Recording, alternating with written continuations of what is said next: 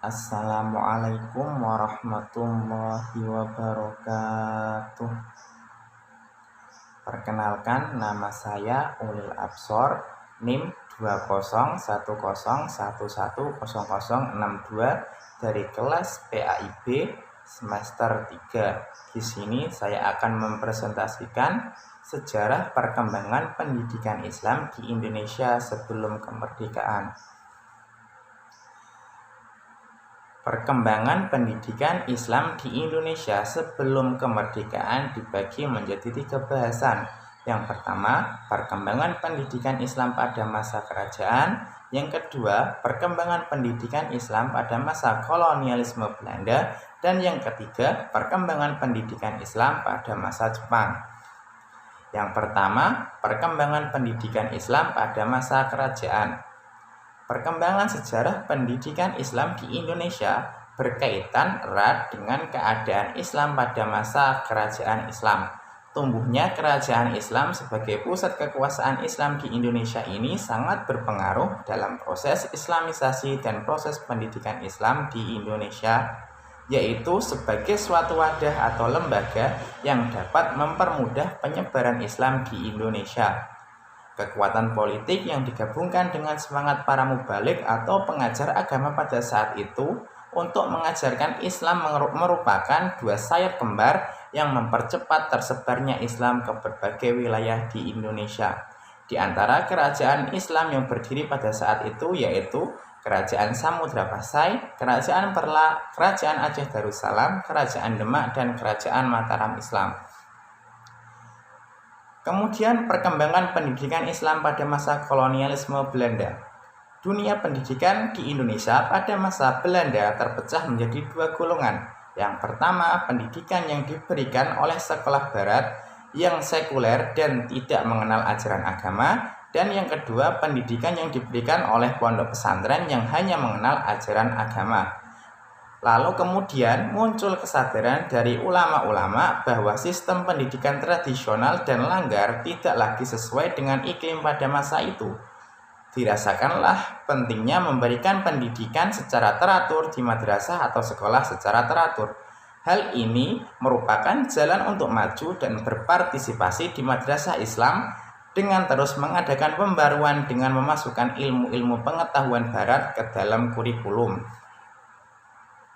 Sistem pendidikan yang dikelola Belanda adalah pendidikan modern liberal dan netral agama. Akan tetapi, kenetralan Belanda ternyata tidak konsisten karena Belanda lebih melindungi Kristen daripada Islam.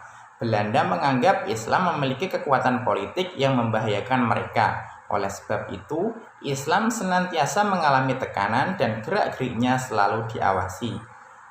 Beberapa peraturan pemerintah Belanda yang menyudutkan umat Islam diantaranya, yang pertama, orang yang memberikan pengajaran atau pengajian harus meminta izin terlebih dahulu. Yang kedua, tidak semua orang atau kiai boleh memberikan pelajaran mengaji. Dan yang ketiga, ordonansi sekolah liar, yaitu menutup madrasah dan sekolah yang tidak memiliki izin atau memberikan pelajaran yang tidak disukai oleh pemerintah. Kemudian, perkembangan pendidikan Islam pada masa Jepang. Tujuan utama pendidikan pada zaman Jepang di Indonesia adalah menyediakan tenaga kerja cuma-cuma yang disebut romusa, yaitu prajurit-prajurit yang membantu peperangan demi kepentingan Jepang. Karena itu, para pelajar diharuskan mengikuti latihan fisik, latihan kemiliteran, dan indoktrinasi yang ketat. Perubahan pendidikan di zaman Jepang. Yang pertama, pelatihan guru-guru dalam rangka penanaman ideologi Hakoichiu melalui sekolah-sekolah. Dan yang kedua, jenjang pengajaran menjadi 3 jenjang. Yang pertama, sekolah rakyat 6 tahun termasuk sekolah pertama. Yang kedua, sekolah menengah menjadi 3 tahun. Dan yang ketiga, sekolah menengah tinggi 3 tahun atau SMA di zaman Jepang. Yang ketiga, dihapusnya sistem dualisme pengajaran. Berbagai jenis sekolah rendah yang diselenggarakan pada zaman pemerintah Belanda dihapuskan semua. Yang keempat, bahasa Indonesia dijadikan bahasa resmi dan bahasa pengantar pada semua jenis sekolah. Bahasa Jepang dijadikan mata pelajaran wajib dan adat kebiasaan Jepang harus ditaati. Meskipun kebijakan pendidikan Jepang berorientasi untuk kepentingan perang, akan tetapi ada kebijakan Jepang yang berdampak positif bagi umat Islam. Di antaranya yaitu yang pertama, pondok pesantren yang sering kali mendapat kunjungan dan bantuan dari pembesar-pembesar Jepang. Yang kedua, sekolah negeri diberi pelajaran budi pekerti yang isinya identik dengan ajaran agama. Yang ketiga, pemerintah Jepang mengizinkan berdirinya sekolah-sekolah tinggi Islam yang diasuh oleh tokoh-tokoh nasional seperti Kiai Haji Wahid Hasyim, Kahar Muzakir, dan Moheta.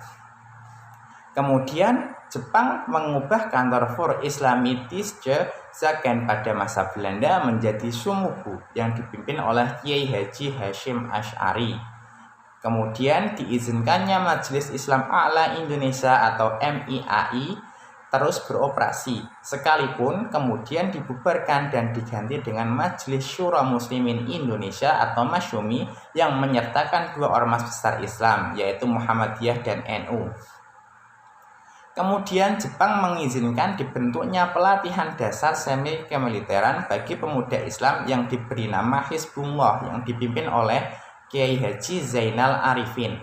Kemudian Jepang mengizinkan dibentuknya Barisan Pembela Tanah Air atau PETA yang belakangan menjadi cikal bakal TNI di zaman kemerdekaan.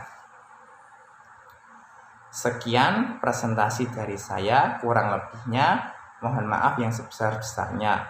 Assalamualaikum warahmatullahi wabarakatuh.